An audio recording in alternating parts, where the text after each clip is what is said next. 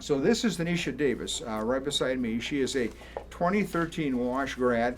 She's always been a very fashionable person, but she chose today to wear this shirt. Of all of the clothes she has, this is her academic letter shirt that she saved from when she was a Washington student. We haven't changed them. You still will hand out a lot of those, a couple hundred of them. I think it's December 12th at our academic letter assembly. But Denisha was in a bad place at a bad time about a year and a half ago in Iowa City. And she's going to tell us that story right now. Denisha? Washington High School, I would really appreciate your attention. Put down your phones, please. What I'm about to tell you could save your life. It was a Friday night, just like any other. I was doing what most kids my age were doing, going to a party with my friends. I was looking great and feeling good. It was going to be a good night, or so I thought. When the first shot was fired, my heart instantly dropped. Things escalated quickly as the party came to a halt and everyone went into a sudden panic. No one knew what to do besides duck and cover. People were hiding under chairs and tables. People were literally hiding under people. I remember running to the back room and telling everyone to get inside. When the bullets started coming through the walls in the room we were hiding in, I made sure everyone got out and into the bathroom across the hall. As I was hiding behind a wall, reality hit me and I realized that there were still bullets flying right past my head. I panicked and without thinking about it, moved from my hiding spot. As I was running across the hall to the bathroom, I felt as if the bullets were following me and I was just barely missing them. I had about 2 strides left to make it to the bathroom. All of a sudden, I felt it. The last thing I remember before the bullet hit me was watching the door be shut in my face. The next thing I know, I'm laying on the floor, unable to move my lower body.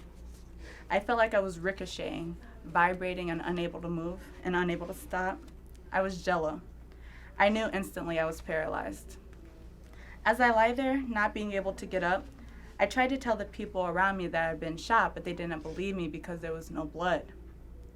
They began to try and pick me up, and then they realized I could give them no support.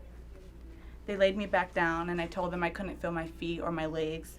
They began taking my shoes off and hitting me in my legs to see if I could feel it, but it was useless. I no longer had feeling or movement in my lower extremity. The ambulance finally got there. They found the entry wound and everything began to happen at once. I remember laying around all the commotion and repeating the same phrase, call my mom, and giving out her number over and over. They tried to calm me down and tell me that they did, and I told them that I can see them, I can hear them, and I know nobody has made any move to call my mom. All the police officers wanted to know was who shot me. After 2 extensive amounts of surgery, 1 6-hour and 1 11-hour, the fragments of the bullet that penetrated my gallbladder, my liver, and diaphragm and dropped into my spinal cord had all been removed. The doctor said I had a 1% chance of ever walking again. I vaguely remember being in the hospital in the ICU, but my friends and family said they will never forget the amount of pain I endured. They said I was forced to lie still for the first few weeks, unable to move due to my broken back. I felt suffocated every time I tried to move my legs and couldn't. The muscle spasms were so intense all I could do was scream. The pain was agonizing. I was scared, hurt, confused, lost, and terrified. I had to relearn how to walk, laugh, sneeze, cough, and use the bathroom. A year and a half later, I can walk with assistance, and hopefully in the next couple months to a year, I will not be needing the walker or the leg braces to walk. It has been a difficult, challenging, yet humbling journey. My whole life has changed from that one party, that one gun, that one bullet that wasn't even intended for me. I need you guys to know that guns are not toys to be played with. They can kill or change someone's life. And it's not just that person's life that is changing or being killed. It's their family, their friends, probably even yours when it comes time to deal with the consequences of using a weapon. I don't want this to be you. If this is the direction you are heading towards or someone you know is heading in the wrong direction, I advise you to tell them to take a detour, change course, because this, guns, weapons, violence, it isn't the way to go. It isn't the way to go. Please trust me on this. Thank you, Denisha. Awesome job with that message. And that mom that she talked about was Denisha Davis, who was a 1989 Wash grad.